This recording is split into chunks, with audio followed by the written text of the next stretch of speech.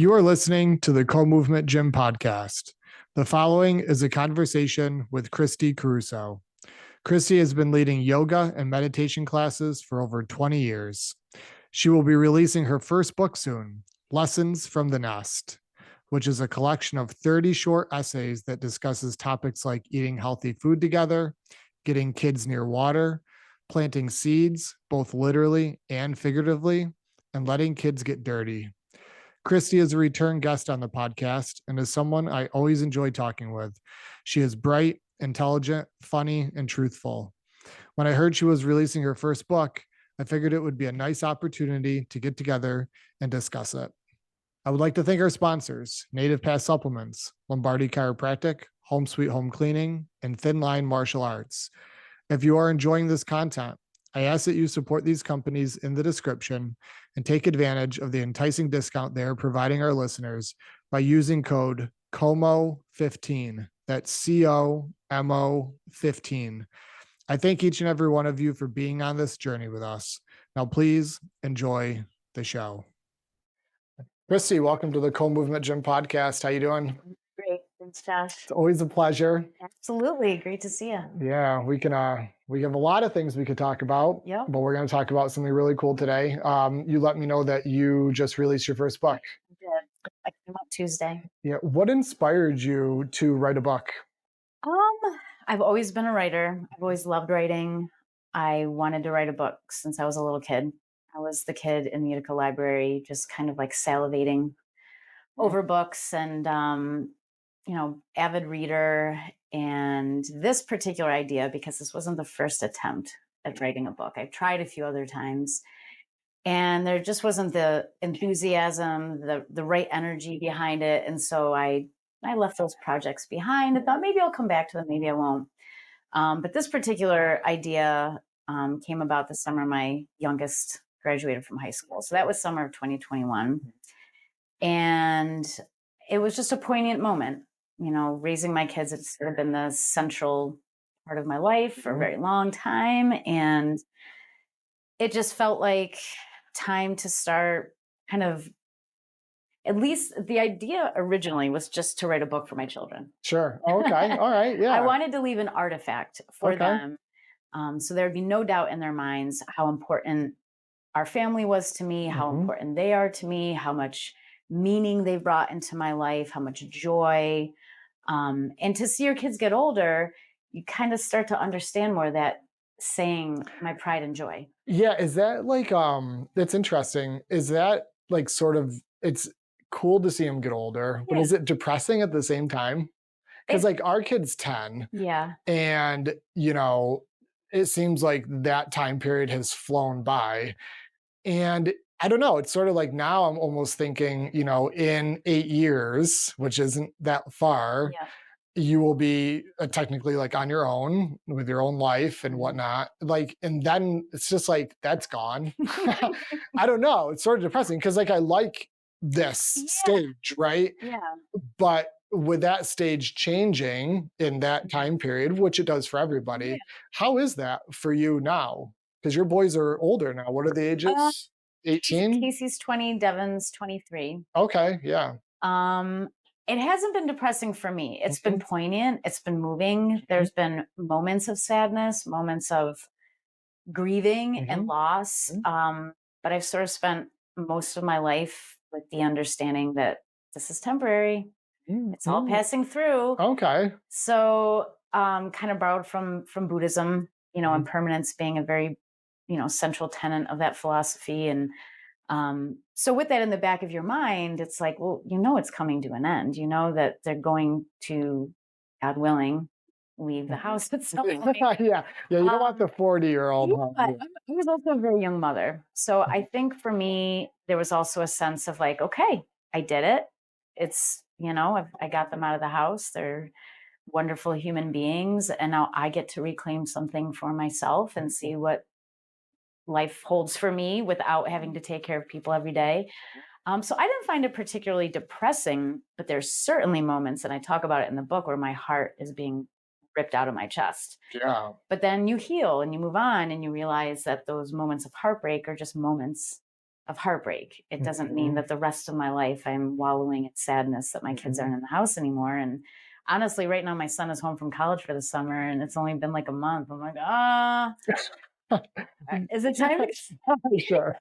No, I don't know. If my kids were struggling or suffering to be in this world, that might make it harder. But the fact that my kids launched fairly confidently and healthy human beings, it's hard to like be too depressed about that. So, that makes sense, right? So now, like, if I reframe that for us, Asher is 18, successful, going on, opening up new avenues and all of that. Like, we would be living somewhat through him and those new ventures. Yeah. So it is also new for us too. So yeah, I can totally say it's not like it's the end because he's like, yeah, no, I see that. Yeah. Life is compared to a book, it's a chapter. Yeah, totally. And any book doesn't just have one, there's chapters and there's moments. And I just tried to look at it as like the most natural thing possible, that like this is actually what you want.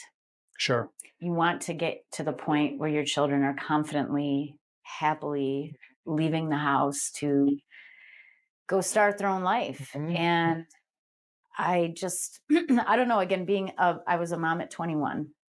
So I didn't have like my 20s to travel and rage and, I was being you grew up really fast with them. Yeah. I really did. And it does kind of snap you into a very adult mindset when you're responsible for another human being. So I think for my husband and I, it was just sort of naturally like, yeah, we miss them. We love them.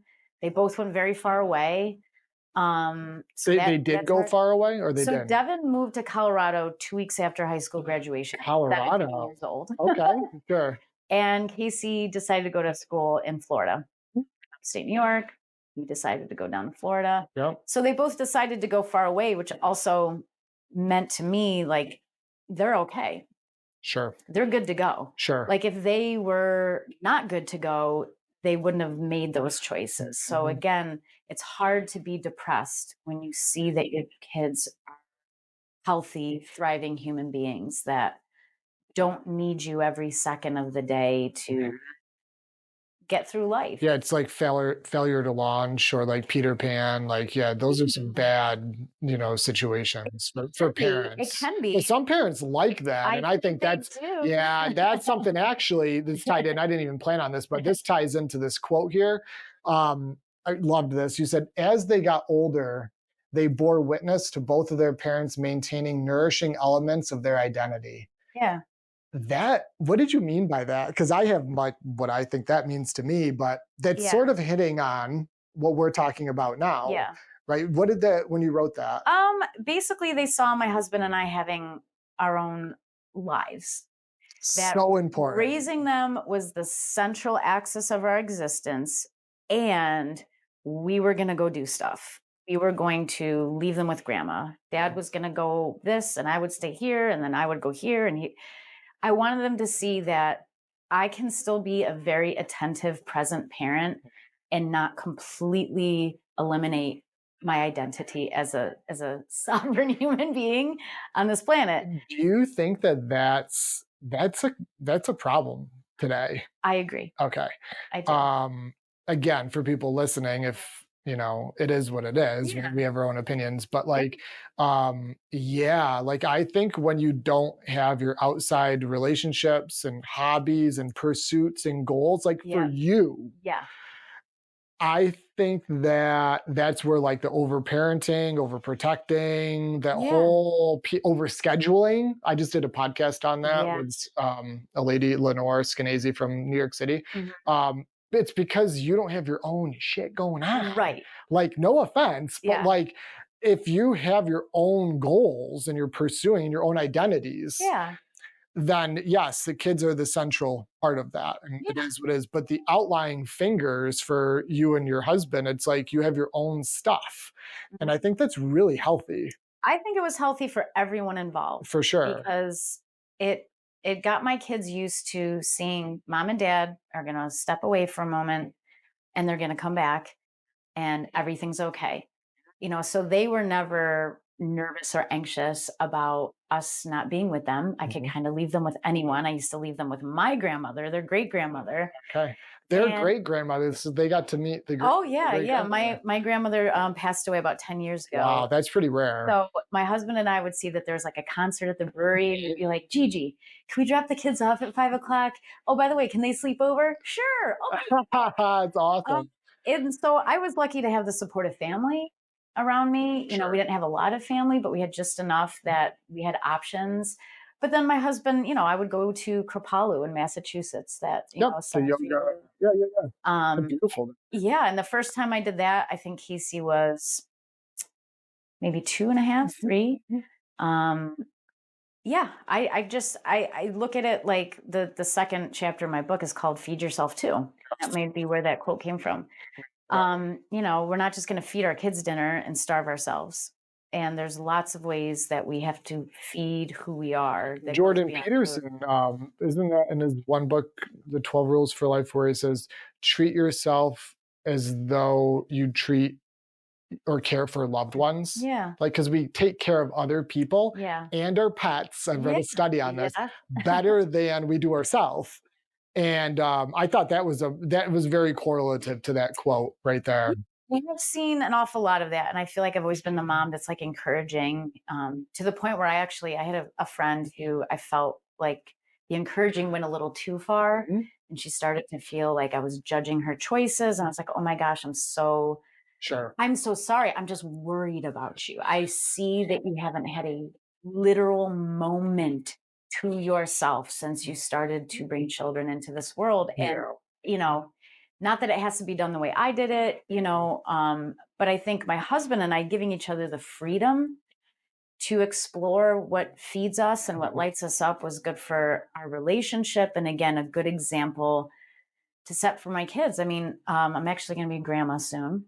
Yeah, he told me. And my older Congrats. son, you know, I think they've already started to work out in their mind, like, okay, so I want to be able to snowboard. So we'll do, you know, like, I can't imagine that they are going to just stop doing all the things that they You want. shouldn't. They're going to find a way Yes. to make it work for everyone. You are a better parent. This I truly believe because I walk this.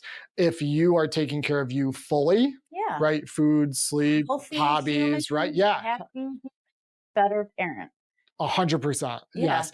And you and I are very similar in the respect that, like, you had said that you give advice or were going, like, you were Yeah. helping your friend. Yeah.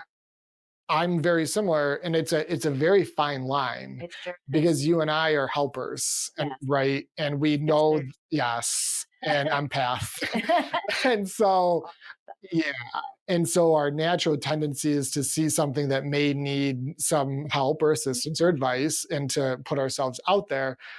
But, and I've realized this in the last few years, a lot of people aren't looking for that No, advice, they're and not. so for Especially when it me, comes to parenting. I think parenting is sure. particularly And health. Oh, health too. that There's too. that's like religion. Like that's like if Yeah, they're not looking for that, they don't want to be told sugar's bad. right. Right? Yeah, So I have personally withdrawn from a lot of those maybe instances that I would yeah, have done so because it's better for me. yeah. And it's I think it's more of like a preservation piece, if that makes sense. You It know, does, and I I think I love learned putting that lesson myself too.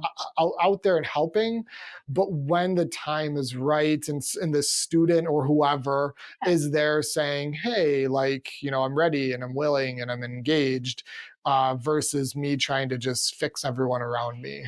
100%. And I did learn a major lesson through that particular circumstance because there was some time off. I mean, we just took time off because it It's was friends. yeah, Yeah, and we're back. We're sure. good. We've Yeah. healed. It's beautiful. It's lovely.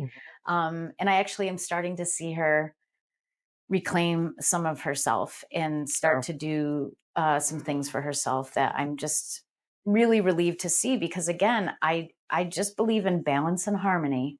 You know, with we're part of nature. Nature needs balance and harmony. We need balance and harmony. Seasons, nature. Yeah, so to me, I don't know, it was just again being a very young parent. I mean, I started yoga a few months after my first son was born because Wow. I almost immediately recognized like, oh shit, I need to do something for myself. maintaining my friendships, having girls' night out, taking trips with my girlfriends. Again, we're not like going to Europe for 3 weeks. We're going somewhere for like 2 nights somewhere, like, reasonable asks that I just need to go fill my cup. Yes. And then when I come back, we'll be happy to see each other and everybody's And okay. those recharges go a long ways, Yeah. even 2 nights, like somewhere out of the element, yeah, you come Or back. yoga class. Yeah, Not to, that's true, not to plug yoga or for anything like that. sure, yeah, for people listening, you're an outstanding yoga instructor. um, that's kind of how I viewed the practice. And even today, sort of the theme of the class this week was that, we shouldn't use yoga and meditation as an escape from reality. Mhm. We can look at it as a refuge, Yep. kind of like you're driving on a motorcycle on the highway and it's pouring rain and you see an overpass. It's like, I'm going to take refuge in the overpass for a few minutes. I know I got to keep going. I know maybe the rain will stop, maybe it won't, but I'm just going to take refuge and dry off for a few Yep. minutes. It's not an escape. It's I think it's a recharge. yeah. Yeah, it's not an escape. No, but I think that it can be often viewed like that. And I think Sure. that there's been times where even my own yoga practice, it's like, get me out of this day, get me out of this way that I feel. But then the whole point of my classes this week is like, instead of looking at it as an escape, look at it as an opportunity to transform, transform stress into calm, fear into love, boredom into curiosity, like an alchemist, and so using these times for ourselves, not to just hide under a rock and say, oh my God, being a mom is so tough. And because it can be really tough. I mean, Sure. I had it pretty easy. My boys were pretty easy to raise, for the most part, but I just can't imagine not feeding myself through this Sure. process. If you look at like the amount of TV people watch and Yeah. sports, Netflix, and all of Yeah. this, I feel that, and the people think this number is high, but I don't. 6 to 8 hours a week of whether it's movement or anything, right? Exercise is very doable.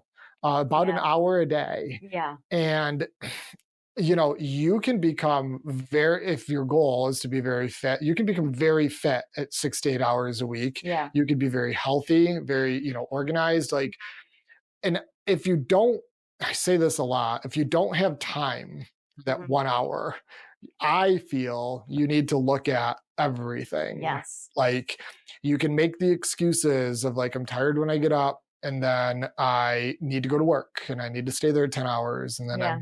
I'm, got to do all this stuff when I get home. And I just don't, you got to analyze that, because if you build, like I do this with life coaching clients, like a pie chart of where Mhm. all your time and energy is going. Yeah. If you don't have one sliver, 1 hour out of 24 for you, I think things are misaligned. Time to recalibrate. Yeah. Yeah, I've said the same thing. Like, if, I've told people 5 minutes a day of meditation. There was a study that showed after 8 weeks, it changed the gray matter in people's brains. Yes. 5 minutes. Yes. Okay. 5 minutes. Mhm. So if someone says, I don't really feel like I have the time to do it, I always cite that study, because it's like, if you are telling me honestly, you don't have 5 minutes a day to sit still, close your eyes, slow your breathing down, and notice how you feel, you might want to check yourself. You might want to look at your schedule and look at how you've structured your life and ask yourself, okay, what what's going on here?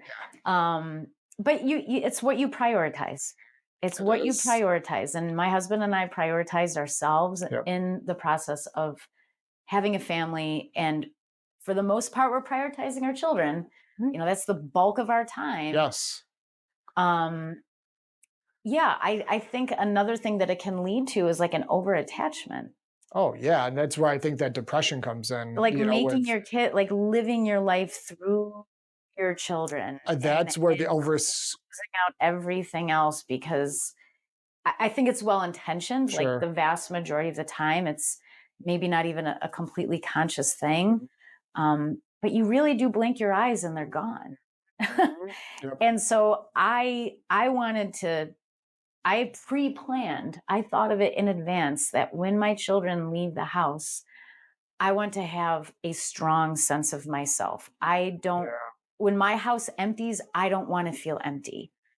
And I think my husband and I did a good job of succeeding in that. Like, I don't think either of us right now feel like because we don't have kids in the house that our life is, lacking in any way. And for us, that works. Again, it's, I said in the beginning of the book, parenting is a very kind of personal, touchy, situation. And I didn't like when my kids were little, people giving me parenting advice. I remember specific incidents where I was like, don't tell me what to do with my kids. These are my kids.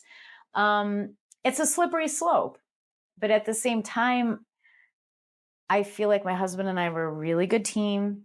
We made certain conscious choices. I feel like we weren't really on autopilot the whole time, like just kind of so busy that you're not even stopping to think like, why are we doing this? And why are we choosing this? That's a big point right there. Stopping to think, why are we doing this? Yeah. That takes, you and I may do some of that naturally for sure, but I think we take that for granted. Yeah. I ask why a lot. Yeah. It's a very important question. And for good stuff and bad stuff, and everything in between. Yeah. But without that feedback loop, you're not really getting answers on why something went well or not well. Yeah. But why? And then you can connect the dots. Why are we living this way? Why are we making these choices?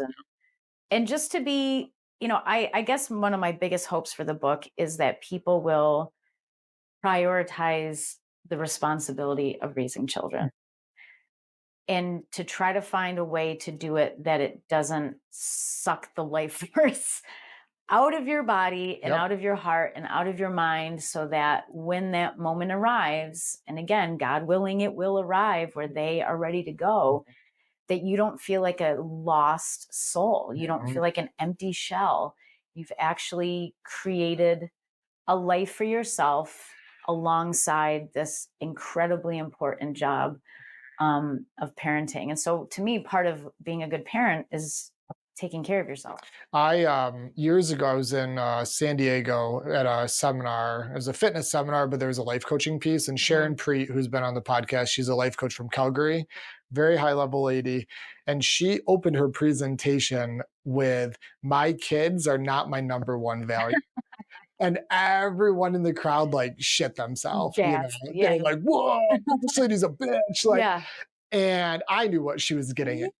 And I think that her kids were like third or fourth, like of her highest values, which if you have this bias of like the kids are the number one thing in my life, that's great, but it doesn't have to be that way. And what she was getting at, and it was genius, and she won over everyone quickly, was that unless she does her speaking, her whatever and whatever, and then where the kids come, she can't be an optimal parent. So if her number 1, 2, and 3 values aren't met, it doesn't hurt. She is a suboptimal parent at that level versus saying, I can't do 1, 2, 3 because kids are number one fictitiously. Now you're just angry and you're just not a great parent, right? I don't know. It's that I've never ever forgot that. And that is sort of a validity for everything we're talking about. Yeah, no, that sounds about right. And I mean, I didn't, I was a parent so young that I didn't establish a career. I didn't have. Well, yeah, you were great yoga. Well, yoga started after my first son was born. Oh, sure. Okay. I went to massage therapy school. And when I came back to New York State from California, I couldn't do massage because New York is awesome about having really specific and tight regulations on everything. Oh, yeah, with everything. So I wasn't able to do that. And so that's when the yoga kind of popped up. But really the yoga started as something that was just for me. And then I was asked to sub a class and I did. And then it became, I love teaching. But still, like, my kids really were my main focus. I mean, I've never worked full time with my kids in the house. It was always working around what they needed. But it just, I don't know, it just was the perfect balance for me. Like, I'm so grateful that my husband was the type of husband to support me being a mostly stay-at-home mom, because honestly, that is what I wanted. I didn't want someone Amazing. else raising my kids in the Sure. first few years, especially. And Like, that's rare now. Like parents both generally yeah, are out of the house. Do you know what I'm yeah, saying? and I understand why. I Oh mean, yeah, for sure. It's very it's hard. completely understandable, Yeah. and I mean, we live in the same house that we bought for Mm. $65,000 20 years ago. So, it's also about like, we didn't care about upgrading. We didn't Mhm. care about the whole bigger, better, more kind Mhm. of way of life. So that helped. Oh, it's Because huge. if you want to have one parent home a lot of the time, then maybe you have to say, okay, maybe we don't get the bigger house. Maybe we don't, Well, we are as a society consumeristic yeah, driven, and yeah, it's everything you just said, the bigger house, the new cars every 3 yeah, years, right? Blah blah blah blah blah. Dot yeah, dot dot. We make more, but we spend more, so we're really not getting ahead yeah, versus limited debt or no debt and moderate income but maximum freedom. Like yeah, I could make a flow chart with that. yeah, That I could teach a whole class in high school about that, like literally. And I've considered, I don't have the time for this, but like yeah, pitching schools on this. yeah. Like, you It want would to make be sure your helpful. kids actually succeed, teach them this Yeah, because we're seeing, and it's so, we see it here, it's all over. You have professionals doing well, but they're not free in their life. yeah, They have no time and it's going in one end and out the other. And here they are, yeah, can't work out 6 hours a week, yeah. or whatever. But yeah, it sounds like, yeah, $65,000 house 20 years ago, like that wouldn't even build a garage I now. know, but again, I feel like so much of life comes down to what is important to you and what you Mhm. prioritize. And Yeah, so it's up to each individual person. That's why writing a book about parenting is a slippery slope because my priorities may be completely different from someone else's sure. priorities. And I don't think there's one perfect way to do it. I don't No, think there's any, no, I think perfection is an extremely bizarre concept that I don't even really give I don't host it at all no, because I no. don't think it exists. There's no such thing as a perfect parent or a perfect partner. no. Life is too dynamic and fluid and ever changing. But a lot of it really does come down to what is most important to you. And for me, I wanted to be home with them most of the time. I wanted to be there when they, left for school. I wanted to be there when they got home, and it just worked out really well that I was able to slowly build my yoga stuff while they were growing up. So by the time they didn't need me as much, You had your something practice. was kind of established and Mhm. built. And then by the time they left, I didn't feel like, oh my gosh, what do I do now? It's like I know exactly what I'm doing. Yes. I'm enjoying my life and I'm doing what I need to do every day. And Mhm. so, I hope this book can be helpful to new parents. I learned stuff in it. Oh, good. So not just new parents, everyone. The artwork in it was fabulous. Yes. Who did that? So that is my very dear friend Karen Vita. Okay. She is currently a full-time tattoo artist in South Utica, Okay.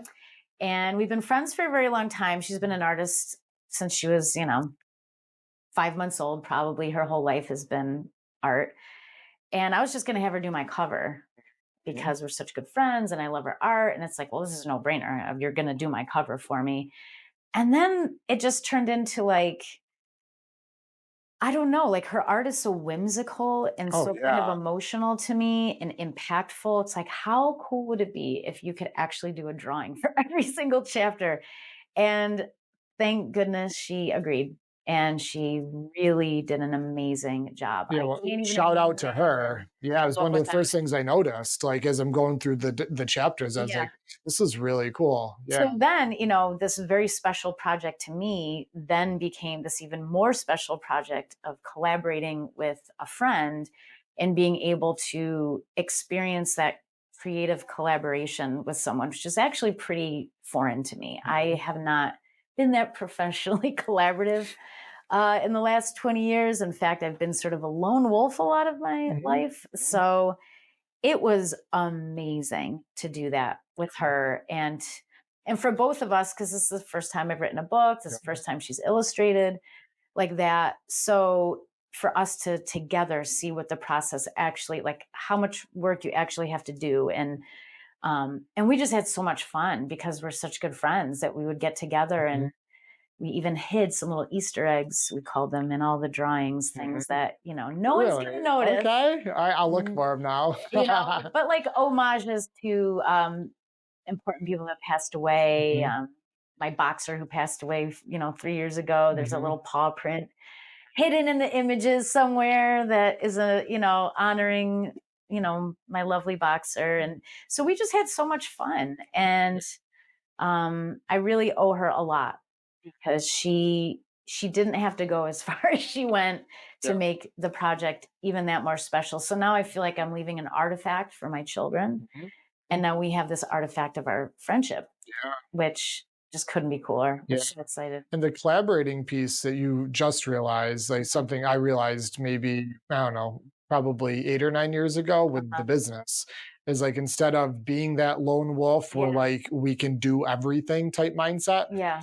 you can't do everything optimally. Yeah. And so now I love collaborating as long Mhm. as I'm still I have to be in control of Yeah. this business, right? Because it Yeah. is, but I love collaborating because there are lots and lots of people that are really good at a lot of things that Yeah. I'm not or don't want to do. Yeah. So teamwork. Yeah. I always say that I can't teamwork, draw. teamwork. I can draw a stick figure. I literally have, like, my art is writing Sure. and her art is drawing. Yeah. And so to be able to bring our arts Yeah. together It's the for the first best. time, it's just such a joyful feeling for the Mhm, two of us as friends. mhm. And I think the book is going to have a much more emotional impact because of her illustrations. And I can't even imagine the book without it, to For be sure. honest. It's like I can't believe there was a time where I thought they wouldn't all be in there. So One thing I thought of when I was going through the book, it could almost be a seminar. yeah. Yeah, yeah, educational, like Okay. where you've got a group of people, Mhm. parenting class or whatever. But definitely, like, I would say, what was there, 30 chapters? Yeah. Yeah, okay. I would say at least 20 of them are seminar topics, like Interesting. educational bullet points. Yeah. And you see this actually Mhm. with some books Yeah. where they go on a tour, right? Mhm. Like the Mhm. educational tour, but it's all the framework off of their book that Yeah. they sold for 19 bucks. And then they Yeah. go and sell $1,000 educational seminar on the Right. same thing. Yeah. But when they read it, they don't implement it, but then you pay for the seminar and they maybe will. Yeah. But I was thinking about that yesterday. I was like, man, like you could build out a structure like that on Huh. that framework. So maybe just something to Interesting think see, about. could. Mhm. Because Yep. that's one thing that, I really am not that into the marketing. I actually really appreciate this opportunity to speak with you because I think this is much more comfortable and in alignment with who I am as a person than Mhm. I'm not a big social media person. Mhm. Even marketing in and of itself has like a little bit of an ick to me I at know. this I point. struggle with it. And I've really been up against it with this particular moment in time Mhm. because I think we're living in an era where it's like, look at me, Yeah. look at me, Yeah. look at And it's me. And also people are like, just screaming to be yeah. looked at. And it's like, gosh, I don't want anything to do with that energy right now. It's like almost like sellout central. Yeah. Like I'm gonna do anything I can Anything. to get attention. Yeah. Now on the devil's ad or what's that? Yeah, where I play the opposite Yeah. side. If you are a business and you have a Yeah. product or service, I don't believe you should sell out. I don't think you should do dumb things to get attention, Yeah. but you do need to be out there. I know. And this And is it's hard. I struggle with this. Like if I was in me charge right too. now, let's say Co-Movement had like 500 employees and needed like massive intake versus 4 employees. Yeah. Um, I would have to change a ton of stuff about my psyche and how I bring business in Yeah. because right now it's like word of mouth, testimonials, like very high quality, Yeah. which I love for what we're Right. doing right now. But it's it's very hard to thrive and not be out there because it's That's I the am consensus that I've been hearing the last few I'm an months. introvert. Yeah. Like I like small things, Mhm. quiet, structure, Mhm. whatever. But when you own a business and you're trying to be out there, Yeah. like I'm on YouTube and Instagram and Reels, and do you know what I'm saying? Yeah. I enjoy it because I like what I sell, essentially, Right. obviously, health and It has happiness value to you and has it has value. meaning to you. So yeah. But I don't, it's not my cup of tea, Yeah. right? Like the whole days where like yellow pages Yeah. or penny saver ads. I still remember that was like yesterday. Now Yeah. our business wasn't around when that was here, Right. but I wish it was because I'd have like the biggest ad, right? Like, Right. because I like that's cool, like whatever. Sure. But to have to launch like 5 or 6 content pieces a week, right? Upgrade websites constantly, edit videos, and like, Yeah. but It it's you either, and I heard this from Joel Salatin, the farmer that uh I'm friends with from Polyface Farms. He had said you either get with the times or you're just erased, and that's that a sounds pill to about right. swallow It is a pill. because no one cares like if you're successful or relevant, right? Right. So if you're like screw social media because I hate marketing, the world goes on. Oh, I And know. your book doesn't sell or no I one comes to the haven't been gym. yelled at, but I've had a few friends that have really gotten in my face and like, you have to get over this. Yeah, You have to stop because it's ridiculous. And it's and hard. and you know, a lot of people, and this was something that the publishing company itself told me, is that a lot of people write books to sell something else. Oh, yeah, Like you like were the just saying. seminar. Oh, Right. yeah, for So I sure. don't there's nothing on the Mhm, other end of this book that yep, I'm trying to sell. There's no mhm, product, there's no company. And so in that way, I feel like I can approach the marketing a little different and mhm, sort of stay true to what mhm, feels of course. okay to me. Yeah, sure. So when you mentioned that, that's immediately That's the business it's side of like, me. wait a second. I'm not selling anything other than Yeah. the book itself, but I've always been, when I worked at Hamilton College, the Mhm. lecture series, like every fall, Dave would be like, "You want to do a lecture?" Yeah, Yes. good one. Yeah, Yes. Any opportunity to for try to sure. like connect with people Mhm, and shine a light on something that maybe they hadn't considered before, like mhm, that really lights me up. And I enjoy, there's a chapter in my book called Planting Seeds. And it's mhm. like, yes, I like to actually grow plants and things like that. Yes. But I like to plant other kinds of seeds, and that's the way I looked at parenting largely is like, so maybe your kids don't want to eat healthy when they're little, or they don't want to try to meditate, or they don't care about all the goofy stuff that they see you Mhm. doing. But then when your kids get older, you see, oh, wait, Oh, some yeah. of these seeds are actually sprouting. Yeah.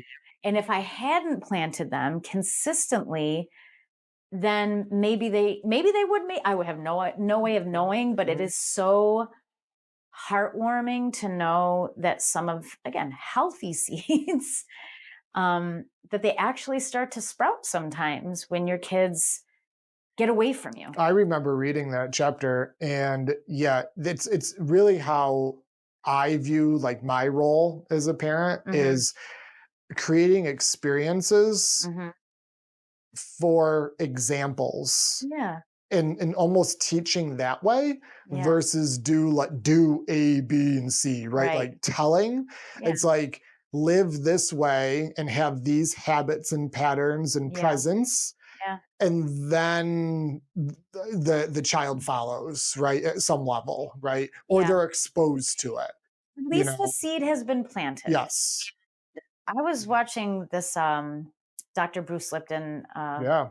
talk recently where Very he good was guy. talking. Oh, love that man. Yeah. From 0 to 7, the brainwave state of a child is basically, he used the word hypnosis. They are hypnotized by what they see. So whatever they see is getting downloaded and programmed into their brain. Past 7, learning happens from repetition. But 0 to 7, they are in a brainwave hypnotic state. Yeah. So your example Mhm. from 0 to 7 of how to be in this world and be a human being is huge.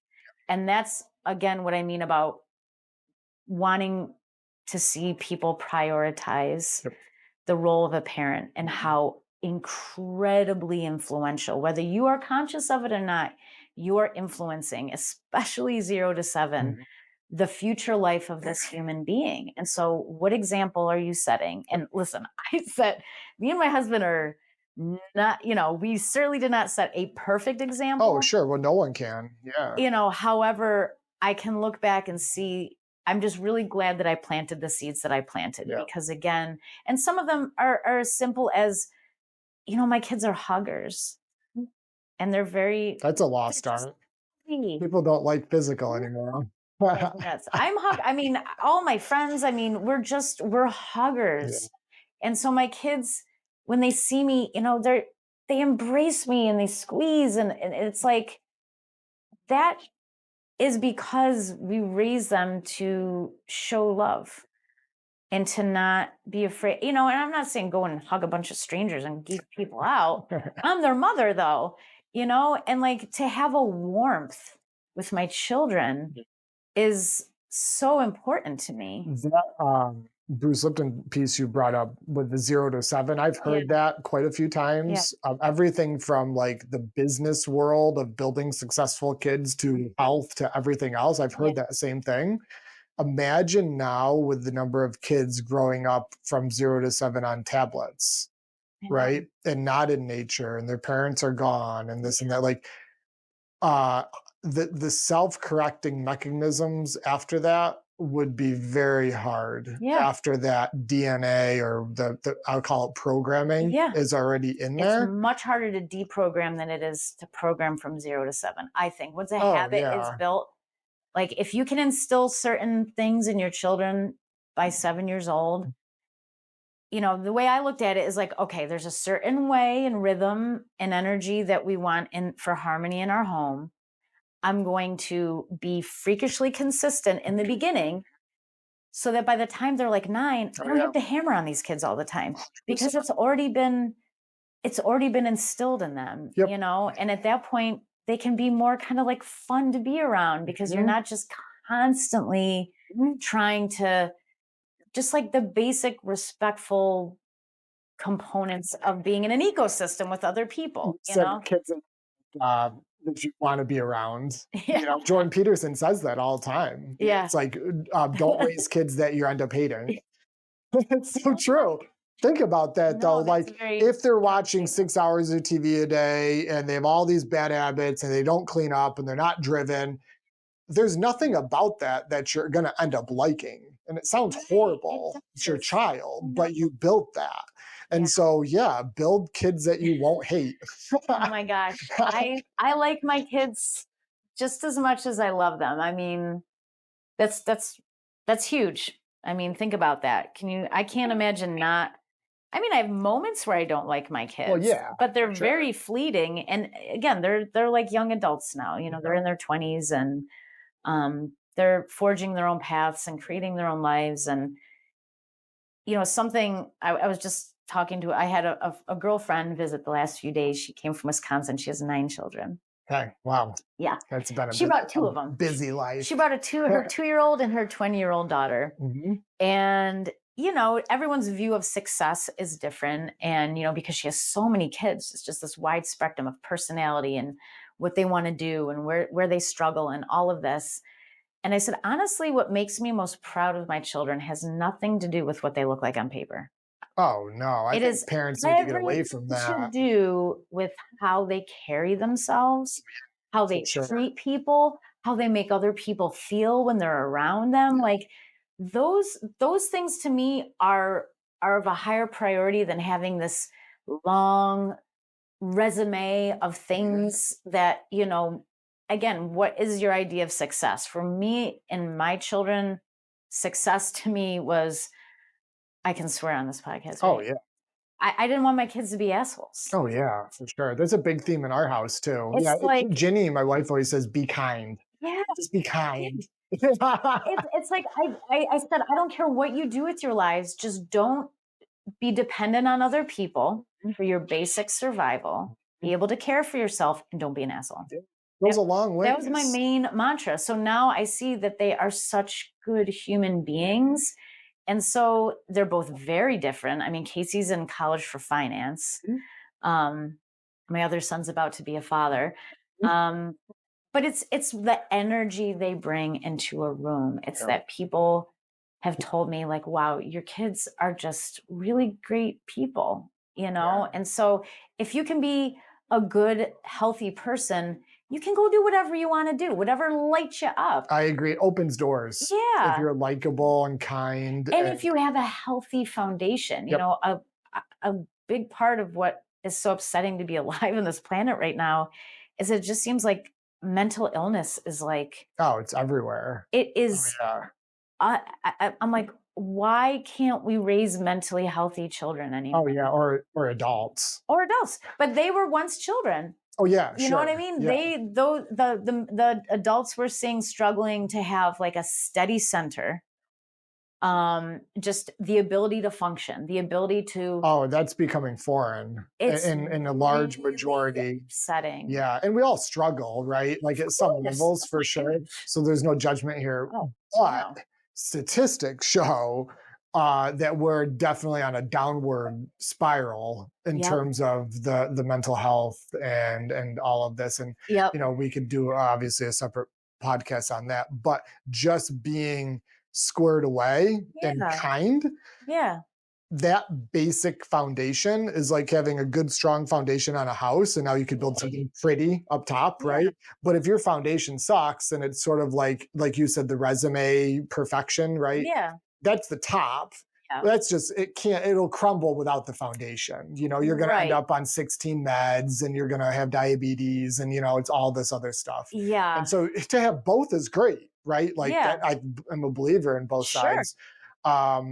But the one will function without the other, and the other one won't. And so And I think that as far as parenting goes too, there has to be a certain level of accountability and oh yeah, responsibility that young. as much as you don't, as much as it might break your heart to consider that Mhm, a choice you made or a behavior that you had an effect on your child that wasn't positive and that mhm, has perhaps led to a certain behavior in their life, sure.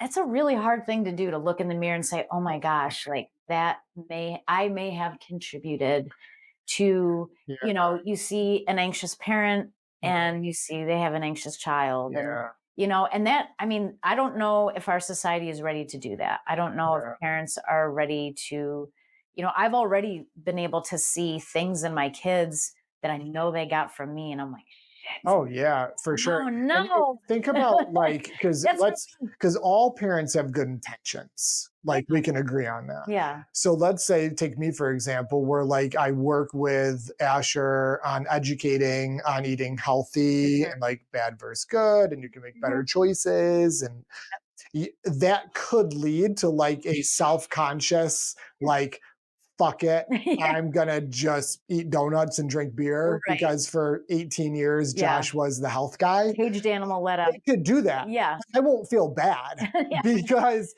Right. I'm doing what I believe is truthful work Right. to create a good human.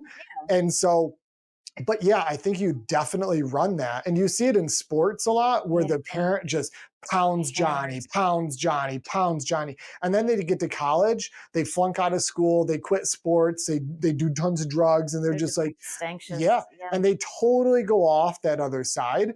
So it's a fine balance. I think that though, if the intentions obviously are good, but then also you believe in what you are preaching Right. slash educating on, then you own that. Yeah. It's just because I'm not going to look back and be like, oh man, I really wish I just chilled out more on that. Yeah. It's just, yeah, it's just what I believe. I'm very blessed in that right now I don't feel any regret because I feel like things are very healthy and harmonious for my family right now. But Yeah. I can certainly look back and see some things that it's like, oh man, I definitely handed that off Oh to yeah. them. Everyone will, I think. And Yeah. I didn't even realize it at the time. But Yep. just taking responsibility and again, this sacred role of being a parent Mhm. and recognizing how much influence you're having, conscious or subconscious, and just asking just being conscious of it, Yeah. because there's life on autopilot, and then there's life where you're really conscious about your choices and your Mhm. decisions, wise, Yes. And It's funny because when mom and dad, my parents, like will pick on me on something like a habit or whatever, like jokingly, they're amazing parents. yeah. I always say, "You built me." Yeah. That's what I say. I'm Yeah. like, I got it from you, Yeah. because one of them will say something or whatever. And it's just like, I learned that from you. Yeah. Like maybe it's a little exaggerated Yeah. now, but like I got that from you. So thank you. Yeah. Yeah, And I mean, my kids got great things from both of us, and they got sure. a few little uglies from both of Yeah. us. But Yeah. at the We end all of the need that day, too. they are handling themselves out in the world Mhm. without me right behind them. And essentially, I would hope that that's what every parent wishes for their child, that Sure. when they leave, that they feel confident to be out there. Doesn't mean they're not going to screw up. It doesn't mean that, um, and that they don't feel like they need you. Like when my grandmother had 5 children, her youngest was like 20 when she moved from New Jersey to New York. And it was the first time he was living on his own. He lived with his parents till he was 20. And he didn't call her for a few weeks after she moved up here. And when they finally talked, he's like, "Mom, I'm really sorry that I haven't, called you." And she said, I I'd prefer to have children that don't need to talk to me every I day. would hope so. Like, you know what I mean? And Yeah, I totally and she do. told me that when my kids were really little, and it Yeah. made a major impact on me. It's like I want to be close to them. I want to have a strong relationship with them. I want them to Mhm. feel they can come to me with anything, Yep. but I don't want them to feel like they have to call me every day because they're nervous, panicked, Can you unsure of imagine that? themselves, doubtful. That Like, is what do I do? What healthy do I do? for What do I both do? parties, Right. and parent. So I think that really informed a lot of the way we parented them, is Yeah. to just try to create resilient, Yep. capable, confident human beings that once they leave, it's like, it doesn't mean they're not. I mean, Devin called last night for advice with, an electrical socket, and I do wanted to that to my talk to parents all the time, and I'm 40, but they love those questions. Yeah. but he's not calling all the time like, "I'm freaking out. I can't handle this. What do I do? I can't handle this." He's handling things on his own, the ups and downs, the all of it. I And tell Asher all the time, figure it out on your own. parenting advice. Yeah, Like, it's like, the best you and can like give I'll them. let them fail and trip up and Yeah. cry and get frustrated, and that'll Yeah. help, right? Yeah. Um, but I think there's a I think there's a huge life lesson there where, like, okay, I am alone because I'm not going to get help. Mhm. And how am I going to decode this starting now? Versus like the parent is the crutch, like, oh, it got hard. I'm just going to lean on that and like have everything solved. I say he's 10. I've said it forever. Like, Yeah. Asher, figure it out on your own.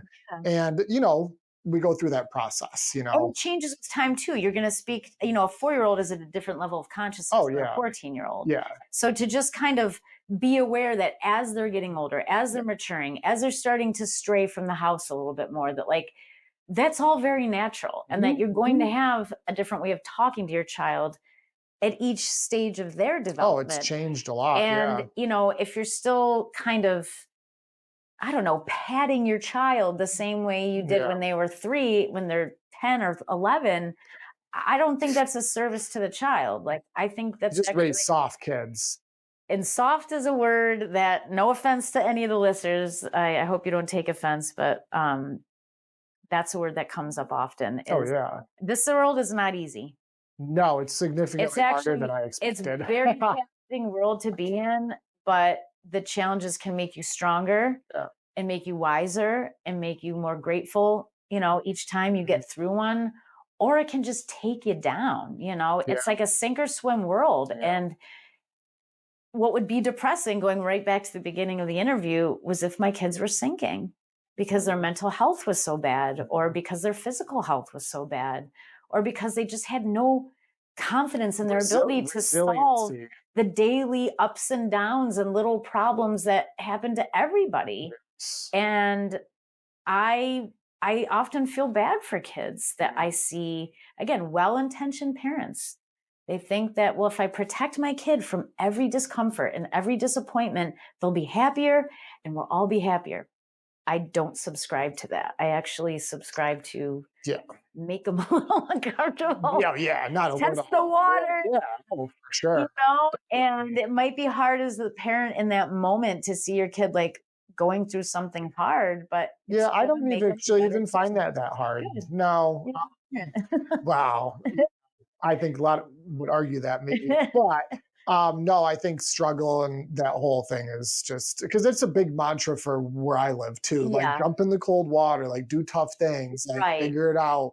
Yeah, And I know like on the back end, and I always think about this, like a kid may thank you when they're 18, 20, 30, 40, 50, but at some point they will for what you instilled into them, right? yeah, And I don't care to be thanked now. right, And so that's where I'm cool with like being the bad guy or right. whatever, because I'm building, like you said, planting seeds to Yeah, where they're like 24 and they've got things somewhat figured out. yeah, It's like, thank you for that. Right. yeah. Yeah. There is a lot of things. You have something else to say? No, go ahead. There was some things here, some highlights. I Okay. want to sort of summarize a lot of this for some people that I loved in your book.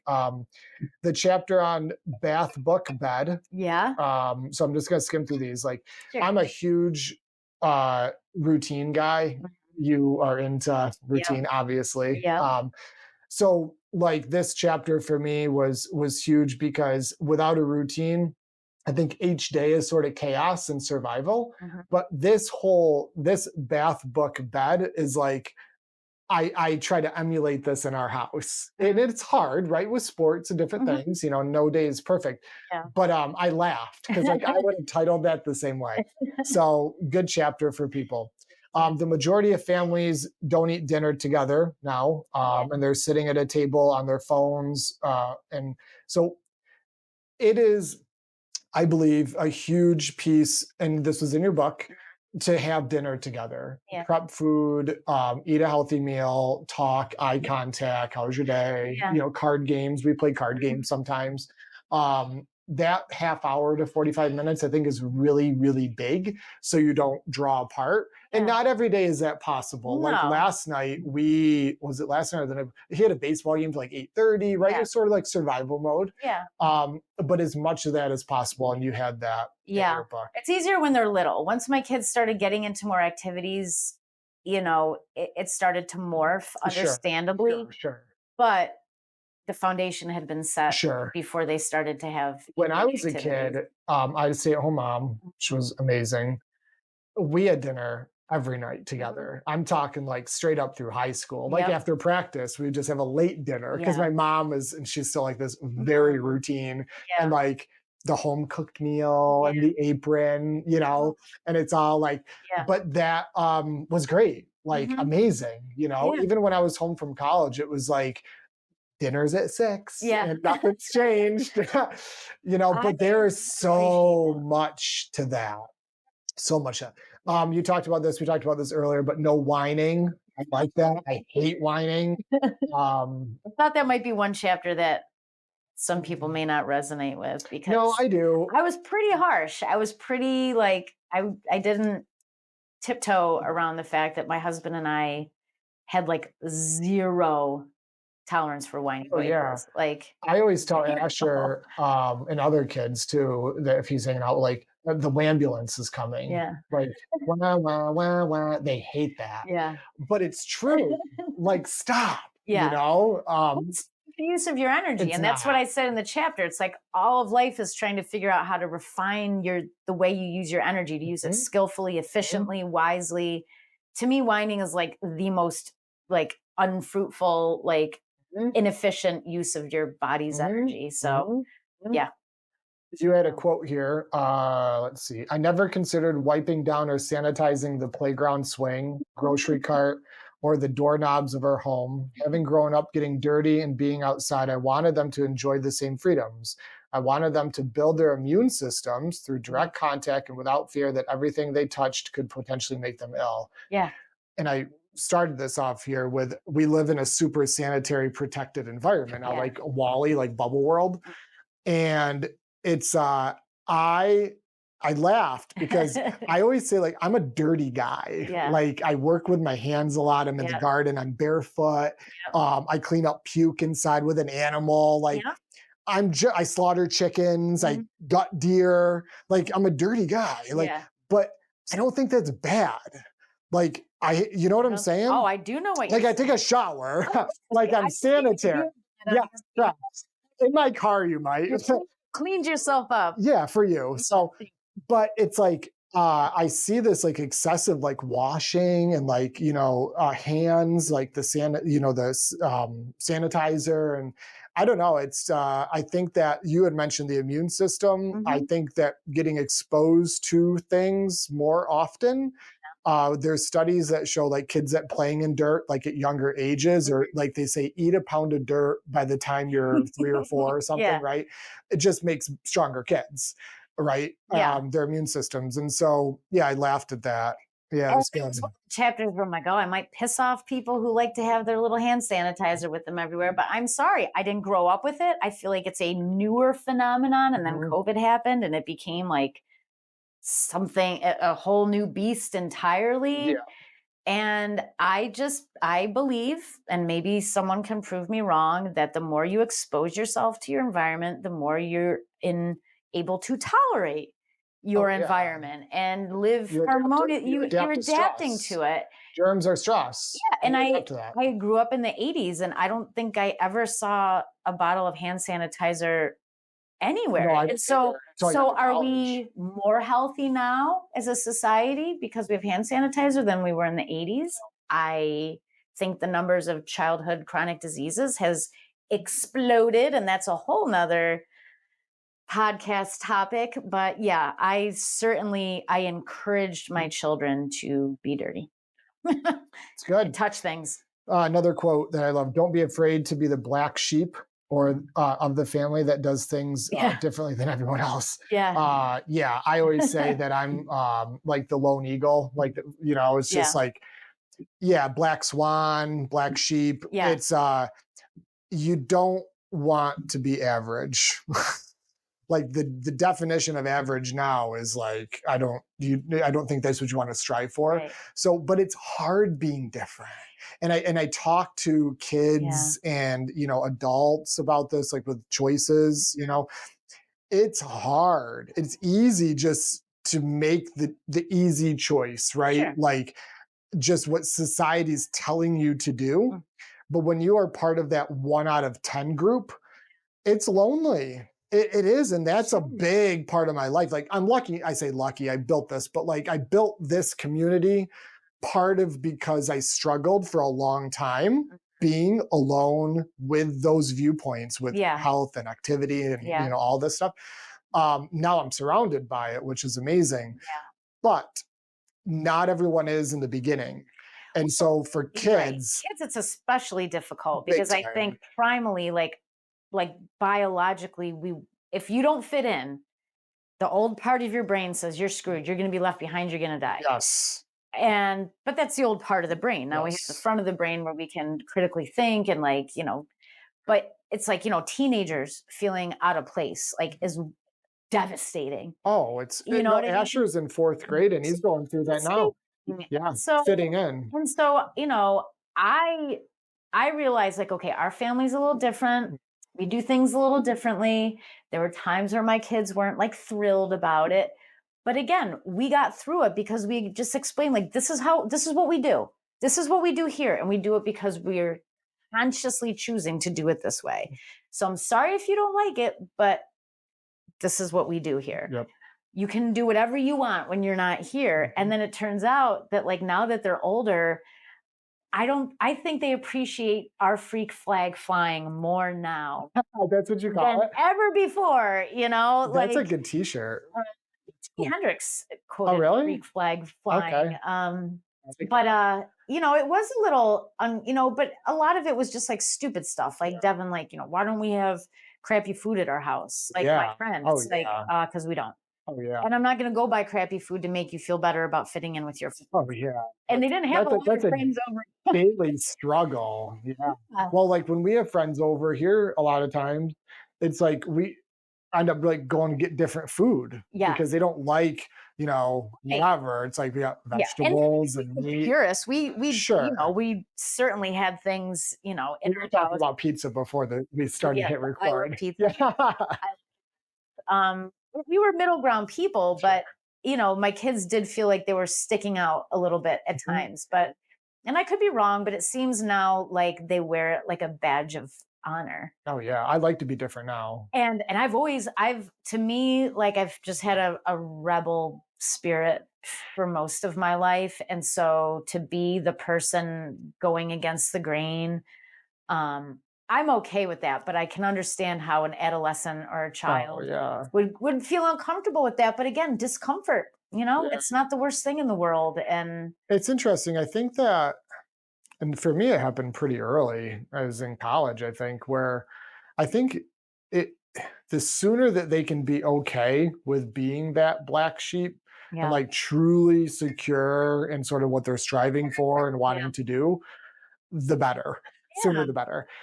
Um, I don't know. I think that it's going to open up a lot of freedom for Hmm. them and opportunities and ideas Hmm. to test things and meet people and put themselves out there, To you not know? feel like you have to follow the herd. Correct. Essentially, I would like to think that my children don't feel an excessive amount of pressure to Hmm. follow the Hmm. herd. Hmm. And sometimes it's great to follow the herd. The herd's going Of course. in a great direction, and other times Yeah. it's not. Yeah, they're going to drink water, they're going to walk off a cliff. Yeah, Yeah. so it's like, just again, like, just think for yourself, choose for yourself. Don't be afraid to stick out. Don't be afraid to be different. Um, you know, what seems like weird and embarrassing to you now as an 11-year-old or a 12-year-old, you might have a completely different perspective on it in 10 years. And turns out, I feel like my kids really do have a different perspective on it. And so it's just like getting through instead of giving in, Yep. and saying, okay, whatever it takes to make you feel more comfortable, we as a parent we will cater to that. I didn't subscribe to that Yep. philosophy. Again, it's like, if you think I'm a total weirdo and a bizarro mom, and you're embarrassed by your bizarro mom, Yeah, so be it. oh, tough shit. There's Yeah. actually a chapter called Tough Shit. So. So yeah, this will hit a lot of people. The podcast. So Lessons from the Nest. How can they buy it? It's on Amazon. It's on Amazon. I'm gonna link to that already. It's in the show notes. Yeah, it's available on Kindle and paperback. Okay, cool. Um, Okay, anywhere else, or is that the big place? Amazon. that's really Okay. it. I purchased a few for myself so that I Mhm. could have some hard copies, and some of like where the illustrator Karen tattoos. Yep. It's like, let's put a few there. Awesome. But yeah, that's really the main Cool. location. Cool. Awesome. And when do you come out with your seminar? Gosh, I'll sign up for real. I could send you some feedback on like the chapters I think could be seminar material. Okay. Oh yeah. And then you put a catchy title on it. Interesting. And then you market, oh my gosh, you can market it to a lot of places. And you don't have to put yourself out there on social media even. I'm just saying, like, emails to like wellness corporate people or whatever. I like the way your mind works, and honestly, I've just been trying to get through this week because it's been a little wild. Sure. Something I'm not used to throwing something out there for everyone to see. Sure. And I just didn't realize how many people are going to come out of the woodwork. And well, I think it's a fabulous cool. book. I wouldn't have agreed to have this podcast if I didn't think it was something that I stand behind, but I right from the very start, I enjoyed it. And so, yeah, we will definitely be having you back on the podcast. Cool. Many different topics to get into. So everyone, thanks for listening. And Kristy, thanks for your time. Thanks, Josh. One last message. I ask that you please check out our show sponsors, Lombardi Chiropractic, Home Sweet Home Cleaning, Native Path Supplements, and Thin Line Martial Arts. Their links are in the description. Not only do these companies produce outstanding products and services, but they are providing an enticing discount to all listeners who use the code COMO15. That's COMO15 at checkout, or when you give them a call.